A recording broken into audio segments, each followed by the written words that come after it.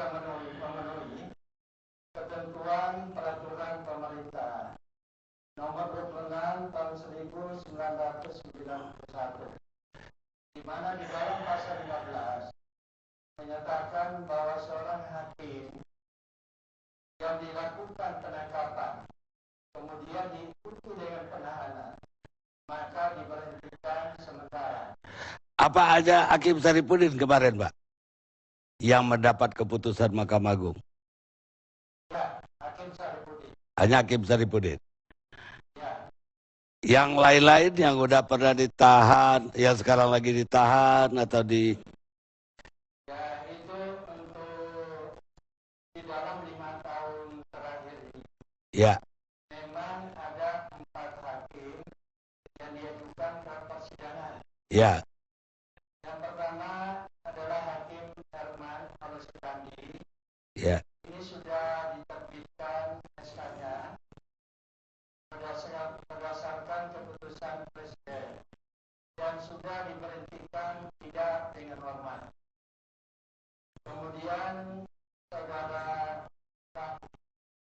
itu masih sedang dalam proses, tapi sudah dilakukan pemberhentian sementara. Seperti hanya dengan saudara Asnun, dan yang terakhir kemarin pada tanggal 6 adalah Hakim Saripudin. Baik, Pak. Yang ingin saya tanyakan, Pak, Hakim Saripudin ini ternyata sudah lama menjadi sorotan dari masyarakat. ICW sudah melapor dari tahun 2009 katanya. Bahkan juga saya dengar pengacara Kaligis juga sudah melapor lebih lama lagi terhadap Hakim Saripudin.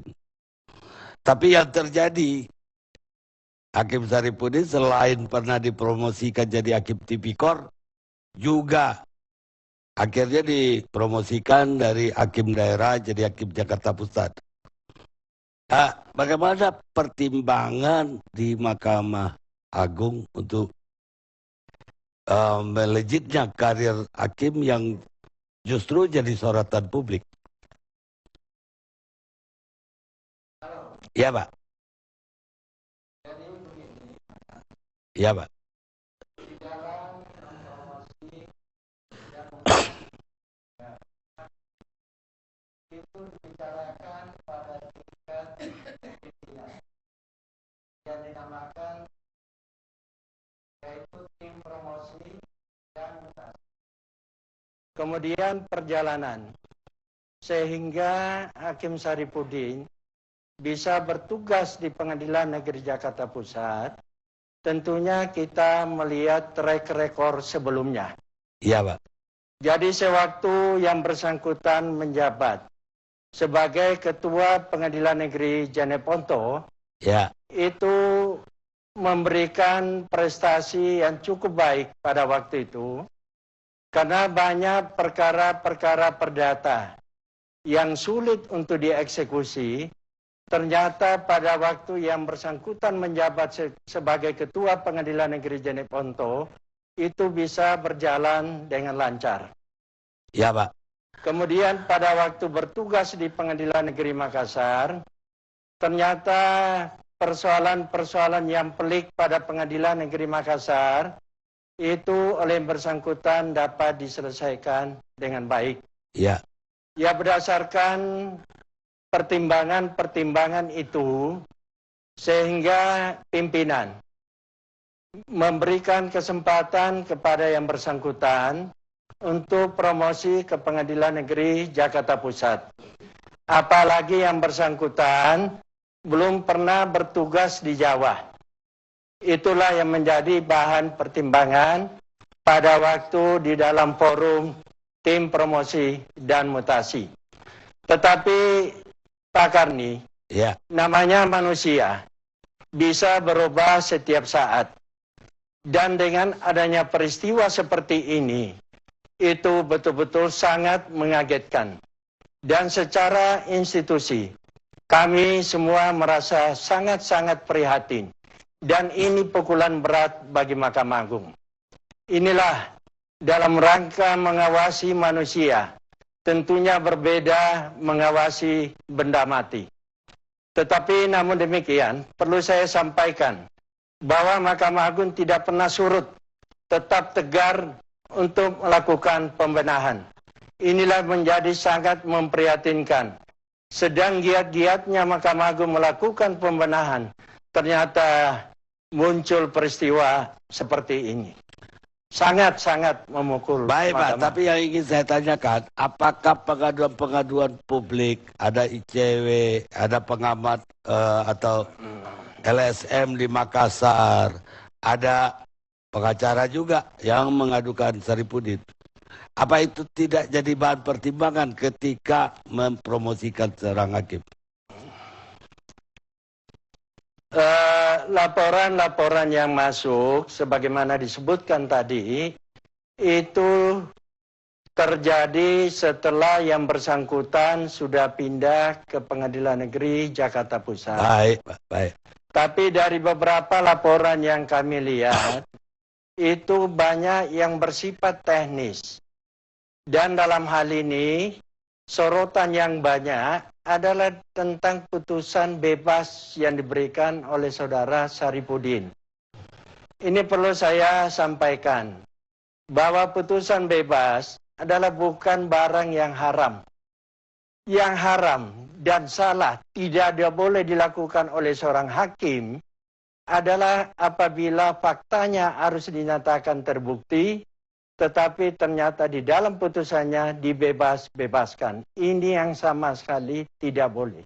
Tapi kalau putusan itu sendiri putusan bebas, yang memang faktanya harus bebas, saya kira itu bukan merupakan barang yang haram. Saya setuju sekali dengan Pak Atta dalam hal ini. Tapi yang ingin saya tanyakan satu lagi Pak. Kalau memang track recordnya bersih, kenapa Mahkamah Agung harus membatalkan dia jadi hakim tipikor? Jadi pada waktu itu, sesuai dengan ketentuan perundang-undangan, bahwa setiap pengangkatan hakim tipikor itu diberi kesempatan kepada publik untuk menanggapi. Pada waktu itu dimuat di dalam media massa. Dan ternyata pada waktu dimuat calon-calon hakim tipikor, ada tanggapan-tanggapan dari masyarakat, khususnya terhadap Hakim Saripudin. Berdasarkan rapat pimpinan dan berdasarkan adanya komplain-komplain dari masyarakat, maka pada waktu itu Hakim Saripudin tidak jadi diangkat sebagai hakim tipikor. Baik Pak, yang terakhir yang ingin saya dapat dari Bapak.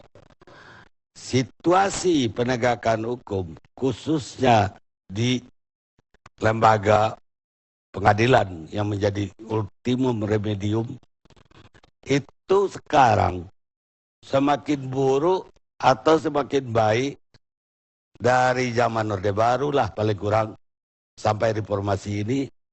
Bagaimana penilaian Bapak? Jadi penilaian saya, Pak Karni, saya tetap optimis. Dan di lingkungan Mahkamah Agung, kami tetap gencar-gencar melakukan pembenahan. Tapi memang situasi masyarakat sekarang ini yang berbeda. Apapun yang dilakukan hakim menimbulkan kecaman. Apabila putusan hakim putusan bebas, pasti ada kontra. Apabila putusan hakim menjatuhkan hukuman kepada terdakwa, juga menimbulkan kontra. Oleh karena itu, saya menghimbau masyarakat, tolong didukung, tolong disipor pada hakim. Jangan hakim yang sudah jatuh ditimpa lagi dengan tangga. Percayakan kepada hakim, dan kami yakin, kami akan membenahi para hakim kami yang ada di lingkungan Mahkamah Agung.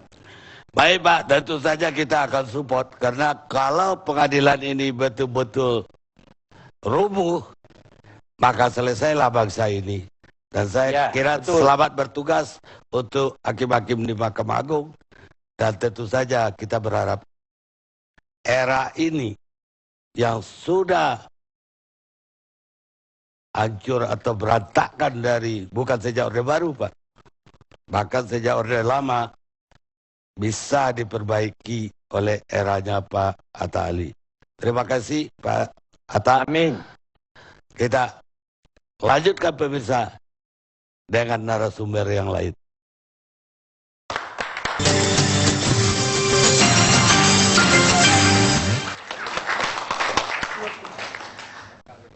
Pemirsa, kita masih bersama Jakarta Lawyers Club dalam diskusi robohnya benteng keadilan. Saya kepingin ke pengacara Otto Kaligis, Profesor Dr. Otto Kaligis. Saya sebuti gelar resminya. Beliau ini salah satu pengacara yang paling rajin melaporkan hakim. Saripudin pun pernah dilaporkan. Bisa diceritakan kenapa Pak Kaligis melaporkan Saripudin? Begini Pak, sebenarnya saya kalah kalau laporin hakim. Waktu saya laporin Hatta, itu 5 tahun saya nggak bisa masuk pengadilan. Dikatain ini orang yang suka-suka lapor hakim. Padahal sebagian besar hakim masih baik. Cuma Hatta aja pada waktu itu. Ya, saya mau... Ya, betul, ini latar belakangnya dulu. Ya, saya mau jelasin, bukan Pak Atta yang barusan. Oh, bukan. Ini bukan Pak. Pak Atta yang udah pensiun. Ya. Nah, kemudian, kalau hakim memang, ada hakim yang sudah bikin keputusan. Sehingga waktu barang bukti dimajukan, dia tidur aja. Karena keputusan sudah di kantong. Dia nggak mau dengar lagi barang bukti. Ya, ada fotonya Pak. Jadi tiga hakim tidur itu? Tidur ini. Jadi waktu itu barang bukti, ada orangnya di sini. Jadi barang bukti yang direkayasa itu dia nggak peduli. Jadi polisi yang merekayasa sudah diperiksa sebagai tersangka. Sudah dilaporkan ke Mahkamah Agung. Mudah-mudahan Mahkamah Agung. Jadi kita mesti duduk sama-sama dengan Mahkamah Agung ini Pak. Ada apa itu? Pertanyaan saya, apa gunanya pembentuk undang-undang membuat bab 28 mengenai kejahatan jabatan kalau itu tidak dikenakan kepada hakim? Ada pasal 417, pasal 420, dan 421. 421, bisakah hakim menabrak undang-undang? Contohnya Pak, undang-undang mengatakan 2 kreditur baru bisa dinyatakan valid. Ada hakim dalam keputusannya 1 kreditur valid Pak. Langsung etura bevorat, dilelang hotel harganya 1 triliun, hakim pengawas bilang harganya 180. Apakah kita mesti tunggu sampai kasasi? Dia tabrak undang-undang. Ini siapa itu? Ada Pak Rustandi, ada semuanya. Data-datanya saya punya semua, sudah saya laporin Pak. Kemana dilaporinnya? Ke baik KY, ke Mahkamah Agung, dan ke Ketua Pengadilan setempat, dan kepada KPK. Tapi kalau kita terang-terangan nggak bisa masuk ke pengadilan, suka lapor-lapor hakim. Padahal cuma 1 hakim yang kita laporin. Kalau kita gelap-gelapan, diam-diam secara sopan, saya nggak tahu. Mungkin laporan itu masuk ke... Ada hakim di Manado, dia sidang di Soekarno-Hatta Pak. Saya laporin, cuma dapat non-palu 1 tahun. Namanya Hakim Damanik Pak. Sekarang di Lombok. Coba, ini kan dia melanggar hukum acara. Coba bapak-bapak tahu apa gunanya pembentuk undang-undang membuat pasal 421 mengenai judulnya arms misdrive. Mohon Pak, saya dikoreksi kalau bahasa Belanda saya jelek. Toh, itu aja Pak. Itu kejahatan jabatan Pak.